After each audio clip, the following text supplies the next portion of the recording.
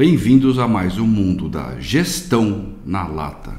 Hoje é dia 31 de julho, está acabando o mês 7, entrando para o mês de agosto, né? Já estamos afundando já no segundo semestre, a crise está se aprofundando, especialmente a crise fiscal, né? A crise do risco país, o dólar parado em 5,60 com vontade de explodir, de pegar a barreira dos 6. Ontem o Banco Central do Japão elevou sua taxa básica de juros, né? O Fed não vai baixar a taxa dele em setembro, o Copom não vai poder baixar a taxa dele e se bobear vai ter que subir a taxa de referência básica de juros brasileira, né? Então todo o contexto para o encarecimento do dinheiro, né? Para redução do consumo, para piora das contas públicas, das empresas e das famílias, com a inflação pegando e corroendo o poder aquisitivo.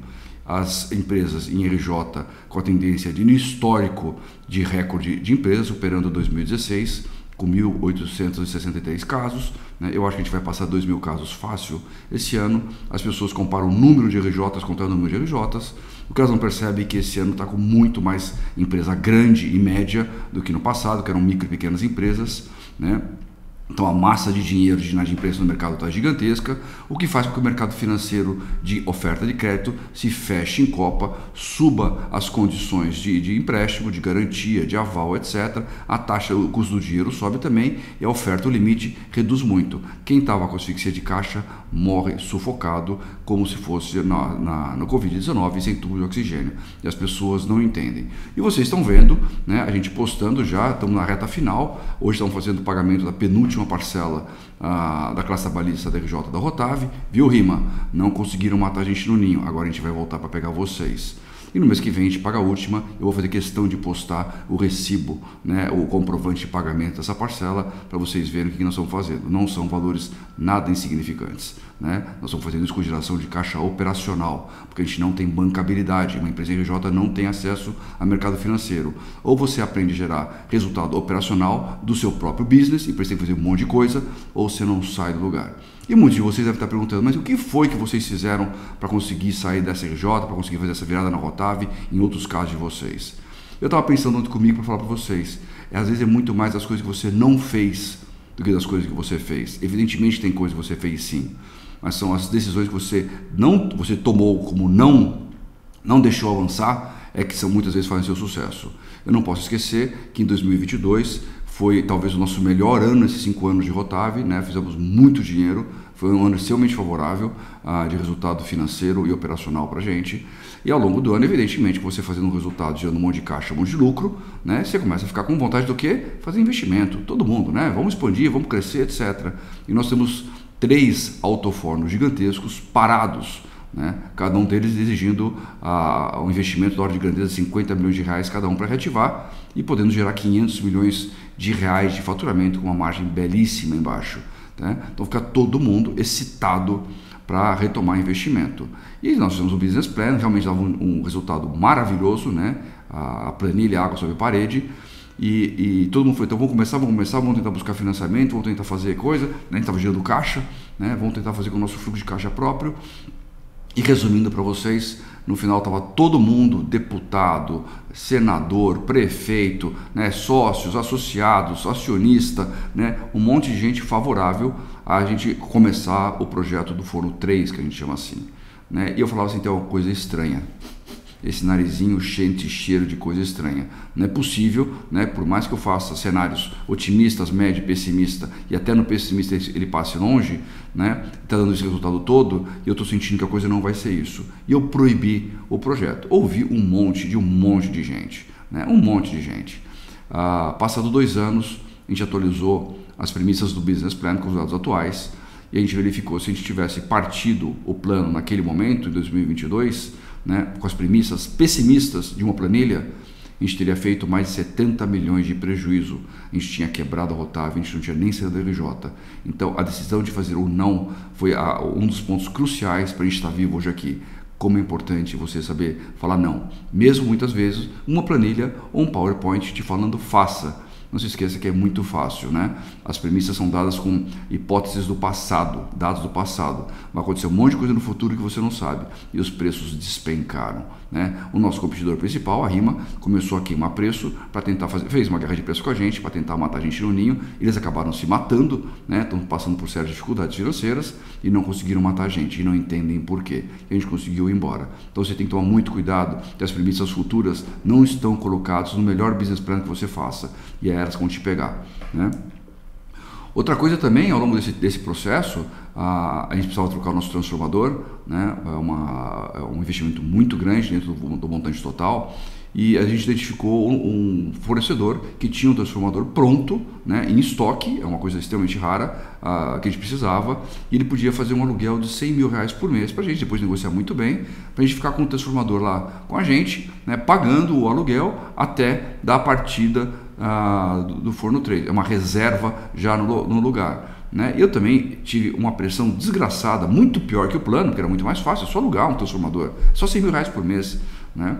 Você coloca lá e eu fui totalmente contrário, né? Eu não vou falar muito da história porque ela é muito longa, mas passados 2 anos o transformador continua no pátio desse fornecedor, ninguém alugou, eu teria gasto mais de R$2.400.000 para estar com essa porcaria instalada por medo que alguém pudesse pegar. Se alguém for pegar, que leve, né? Não vou ficar gastando dinheiro desse numa empresa que não tem. Foram mais de R$2.400.000 que a gente economizou do nosso caixa. É mais um não que foi dado. O que apareceu muito nesse meio tempo, né, de 23, 24, com a guerra com a Rima, aliás, e outros tantos SADA e outros tantos players tentando atacar o nosso mercado, né, com produtos extremamente inferiores e um serviço extremamente pior, né, mas guerra de preço brutal, e muitas vezes o seu cliente, ele olha preço, né, o cara de compras, ele olha preço, né, e ele vai por isso. O cara de produção, de processo, não, ele quer qualidade, então é por aí que a gente ia. Eles foram se autodestruindo em preço e muitas vezes a nossa área de vendas, né, nas melhores das boas intenções, trazia pedidos gigantescos, falava assim, olha o tamanho do faturamento que vai gerar isso aqui. A margem era ínfima, 3, 4, 5%, quando muito 10%. Vão vender? Não. A gente só vai vender acima da margem mínima de contribuição definida por Excelance, que eu já falei para vocês em alguns vídeos atrás. Abaixo disso a gente não vai vender. Ah, mas a gente vai perder a venda. Deixa o concorrente levar, deixa ele se quebrar. Eu não vou entrar nessa barca furada. Quantos nãos não foram dados para pedidos com margem de contribuição positiva, mas ínfima, né? Não fazia sentido pegar aquele pedido, ter todo o esforço de capital de giro e de recursos envolvidos para no final ter um troquinho, para ser uma commodity. Nós vendemos especialidade, nosso conceito é de margem, então a gente não foi atrás. A gente também teria gasto um dinheiro que não tinha, paga uma despesa financeira absurda para no final ficar com resultado nenhum. Não vale a pena enxugar gelo. Vários nãos para pedidos com margem de contribuição baixa. Imagino vocês que fazem vendas com margem de contribuição negativa aos montes e nem sabem, por ter uma contabilidade terceirizada, né, economia barata, né, é o barato que sai caro. Nós temos 2 unidades entre as empresas que fornecem para uma outra empresa também desse nosso conjunto de empresas, né? E o que a grande maioria das empresas faz?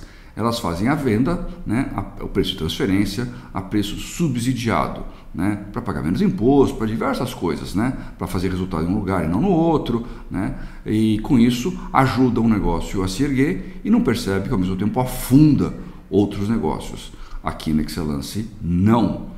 Vai vender a preço de mercado. Ah, Max, você vai pagar mais imposto? Vou pagar mais imposto, né? Vou ter mais lucro, vou dividir com o governo, mas faz parte do negócio. Se o negócio não for competitivo, ele que saia do mercado. Eu não vou ficar subsidiando ninguém. Ou acho outra alternativa de comprar do mercado mais barato do que da própria unidade interna nossa ao preço de mercado. E quantas não foram as vendas que foram feitas internamente a preço de mercado? Porque o gestor da unidade de negócio que estava vendendo achou maneiras de reduzir seu custo estrutural, otimizar sua margem e vender fazendo ainda assim um bom resultado, né? E o outro gestor, ele analisou bem o mercado e viu que no final ele não tinha uma alternativa financeira melhor que não comprar a preço de mercado de nós mesmos, né? E não dar lucro para outros. Então a gente não faz preço de transferência a preço vil, né? Preço subsidiado, é preço de mercado, mas um não também, né? E aí são vários exemplos de nãos e outros que podem existir. Mas também tem os exemplos de sim, né, que eu queria falar com vocês. A Ital Speed, por exemplo, a primeira empresa que a gente tomou a grande decisão, né, é a empresa que vendia por décadas rodas de carros de alumínio para montadoras como General Motors, Fiat. Foi uma grande fornecedora mundial desses dois fabricantes, né, com prêmios globais de fornecimento. É uma coisa muito difícil, e a primeira coisa que a gente fez foi parar de vender roda de carro de alumínio.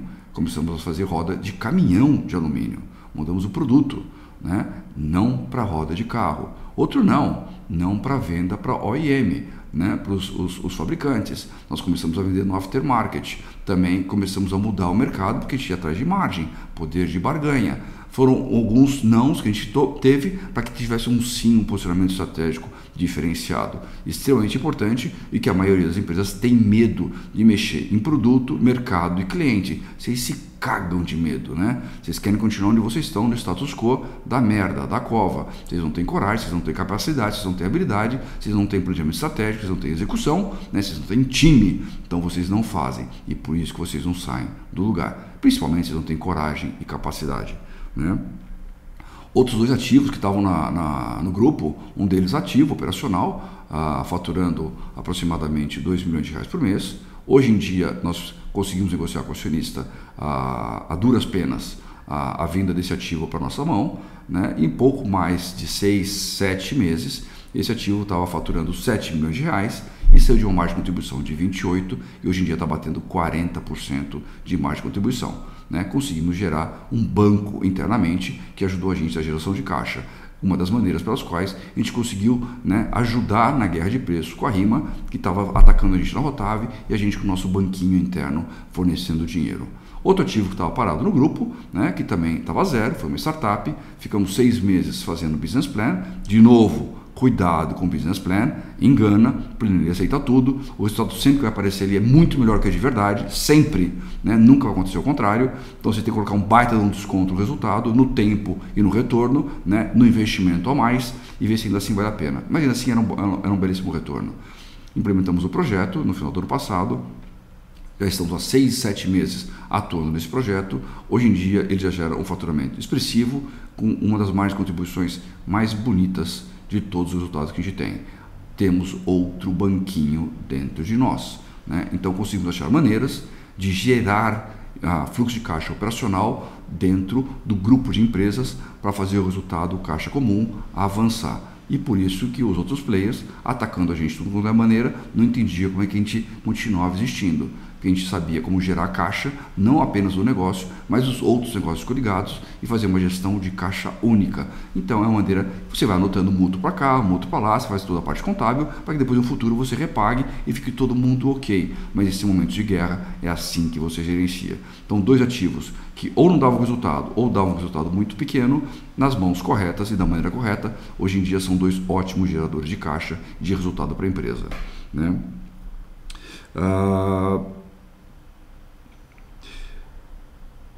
Muito importante, e teriam outros exemplos de coisas que a gente fez, etc., que não vou ficar entrando em detalhe, né? Eu quero muito mais dar a ideia de conceitos, e que são conceitos estratégicos, tá? De grandes mudanças que a gente tomou, né? Grandes decisões que a gente tomou para entrar no buraco ou para sair do buraco.